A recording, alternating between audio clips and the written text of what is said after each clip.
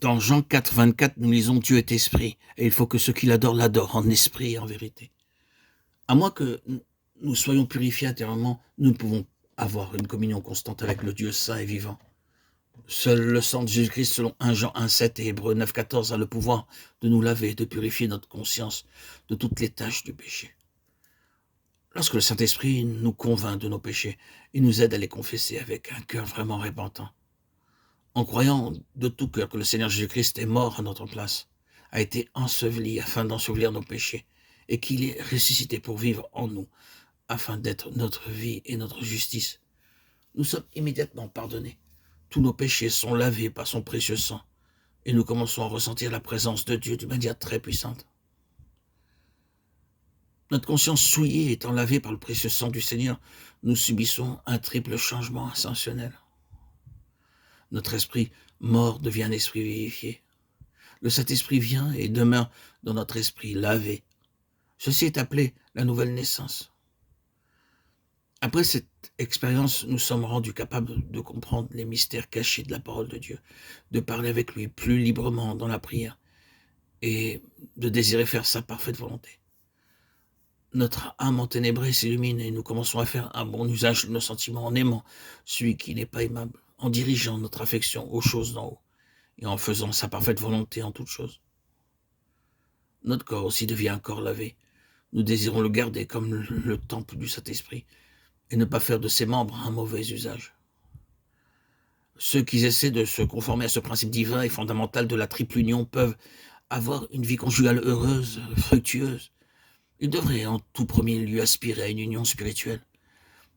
Cela signifie qu'ils doivent commencer la journée à genoux avec la parole de Dieu et terminer la journée de la même façon, à genoux avec la parole de Dieu. Ils doivent ensuite rechercher ensemble sa volonté, à genoux pour chaque sujet, adorer ensemble le Seigneur et aller à la maison de Dieu autant que possible. Beaucoup de maris disent que ma femme prie car moi je suis très occupé avec mon travail ou mes affaires. Mais prier ensemble est indispensable. Pour ce qui est de l'union de l'âme, ils doivent s'assurer que leur amour ne dépend pas de l'attraction humaine, des possessions mondaines, de l'éducation ou de la richesse. Mais ils devraient s'aimer l'un l'autre sans aucune motivation égoïste. Ils devraient avoir les mêmes pensées, les mêmes amis, les mêmes affections, les mêmes désirs, les mêmes intérêts et des secrets communs. En troisième lieu, leur union physique doit être conservée très sacrée. Ils doivent avoir une grande attention et un grand respect l'un pour l'autre et prendre un soin particulier pour comprendre leurs besoins mutuels. Leur vie conjugale doit être vécue par la prière en se souvenant qu'ils sont unis pour mettre au monde une pieuse descendance.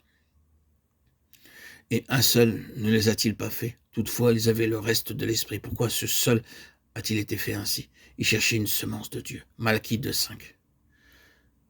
Selon la version anglaise, il est traduit une pieuse descendance. Ils doivent demander à Dieu des enfants pieux, sinon leurs enfants seront entêtés et rebelles. Ainsi, en comprenant la véritable nature de notre personnalité, nous pouvons facilement distinguer la chair et l'esprit. Beaucoup de personnes disent qu'elles sont conduites par l'Esprit de Dieu, mais en réalité, elles le sont par leur chair et sont facilement séduites.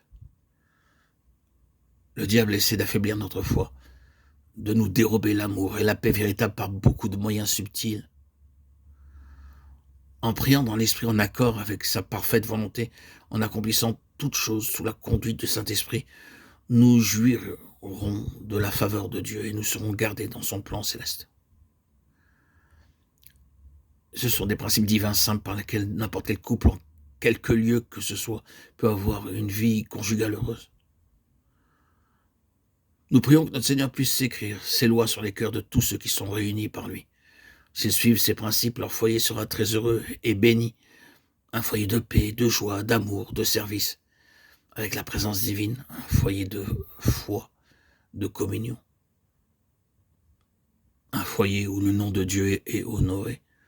Au travers d'un tel foyer, beaucoup seront bénis. Un foyer chrétien véritable est un avant-goût du ciel sur la terre.